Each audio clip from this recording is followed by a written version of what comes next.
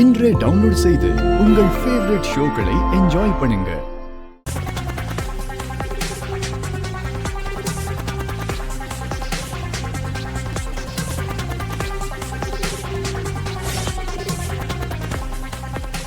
என்ன ஒன்னும் ஆகல?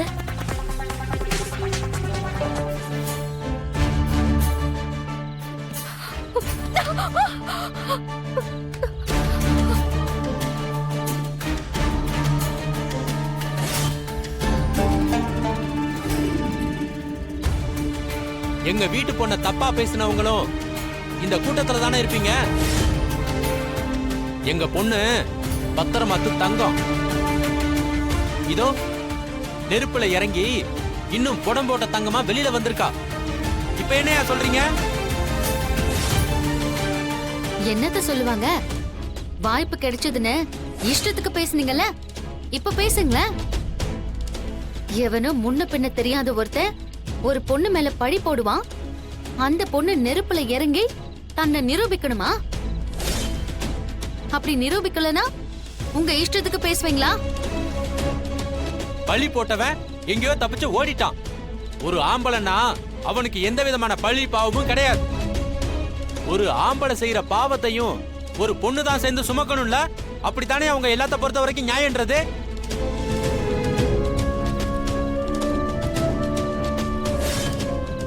எல்லாம் சரியா போச்சுமா, நீங்க வீட்டுக்கு போலாம்.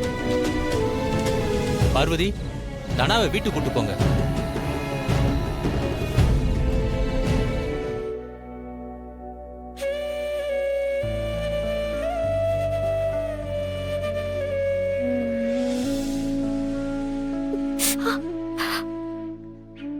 இந்த நேரம் பார்த்து ரகுவும் ஜானகி வீட்ல இல்ல.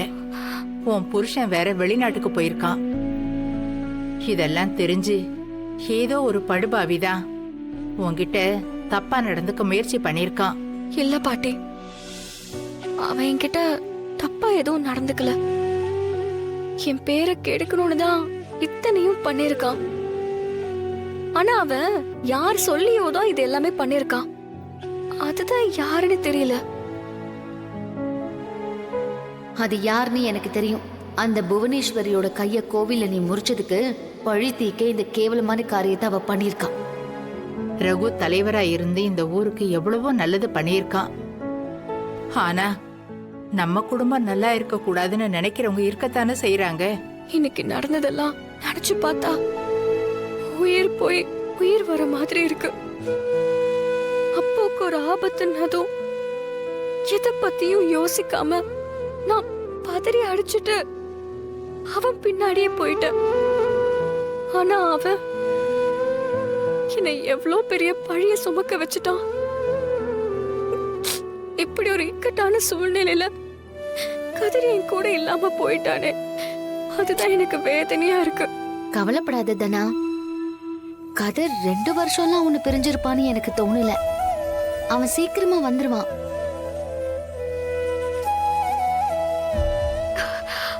அப்படியா சொல்ற?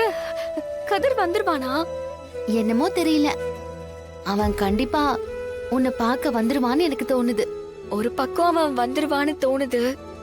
ஆனா அவன் அப்படி வந்தா அப்பா அவனை ஏத்துக்க மாட்டாரோன்னு பயமாவும் இருக்கு.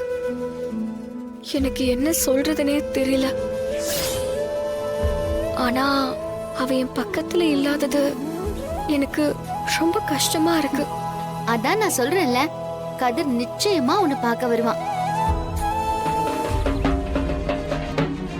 இதனால ஊர் ஜனங்களுக்கு சொல்றது என்னன்னா, நம்ம ஊர் தலைவர் ரகுராம் ஐயா ஒரு பிரச்சனைக்காக இன்னைக்கு காலையில 10 மணிக்கு ஊர் பஞ்சாயத்தை கூட்டியிருக்காரு. அதனால ஜனங்க எல்லாரும் ஊர் பஞ்சாயத்துல கலந்துக்குமாறு கேட்டுக்கிறோம். ரகு தான் ஊருக்கு போயிருக்கானே, அவன் எப்படி பஞ்சாயத்தை கூட்ட முடியும்?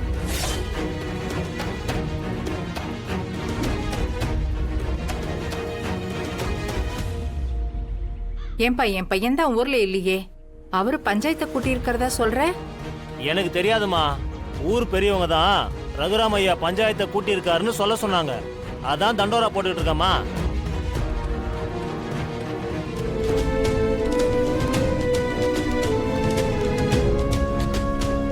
இந்த பஞ்சாயத்தை ரகுராம் ஐயா தான் கூட்டியிருக்காரு. என்ன விஷயத்துக்காக கூட்டியிருக்காரு? நேத்து பரணிங்கிறவன் ரகுராம் ஐயாவோட பொண்ணு தனாவை பொய் சொல்லி தோப்பு வீட்டுக்கு கூட்டிட்டு போய் அங்க அந்த பொண்ணு மேல ஒரு பழிய சுமத்திட்டான். அந்த பொண்ணு பூக்குழி இறங்கி தான் மேல விழுந்த களங்கம் பொய்ன்னு நிரூபிச்சிட்டா.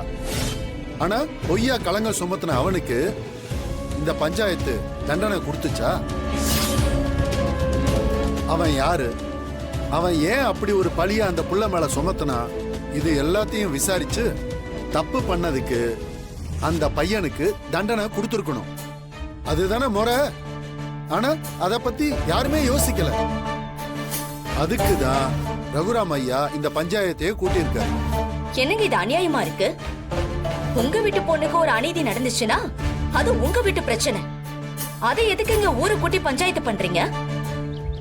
எதுக்கு எங்களுடைய நேரத்தை வீணடிக்கிறீங்க? உங்க வீட்டு பிரச்சனைய ஏன் ஊர் பிரச்சனைய மாத்த பாக்குறீங்க?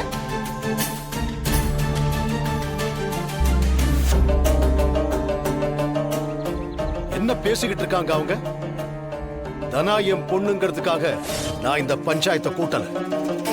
தனா இந்த ஊர் பொண்ணு. நேத்து தனாவுக்கு நடந்த சம்பவம் நாளைக்கு எந்த பொண்ணுக்கும் நடக்க வாய்ப்பு இருக்கு. நடந்த தப்புக்கு தண்டனை கொடுத்தாதான் நாளைக்கு இதே மாதிரி தப்பு திரும்பவும் நடக்காது. இந்த ஊர் பொண்ணுக்கு ஒரு அநியாயம் நடந்திருக்கு. ஊர் தலைவரா அந்த பொண்ணுக்கு நியாயம் கிடைக்கிறதுக்கு தான் நான் இப்ப இந்த பஞ்சாயத்தையே கூட்டியிருக்கேன்.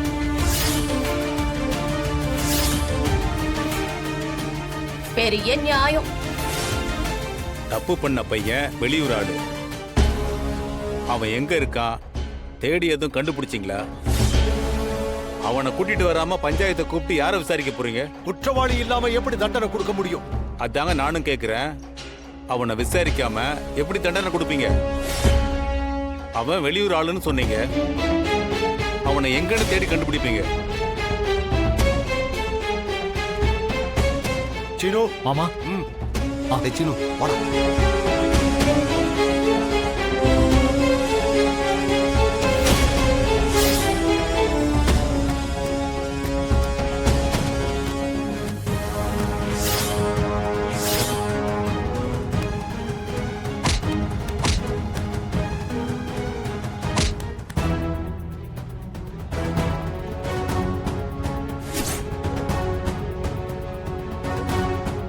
தனா, இவன் தானே உன் மேல அபாண்டமா பழி போட்டவன்?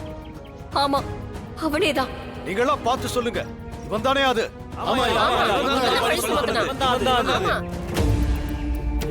நம்ம மேல தப்பு இல்லைன்னு தனா நிரூபிச்சிட்டான். அப்ப இவன் தானே குற்றவாளி.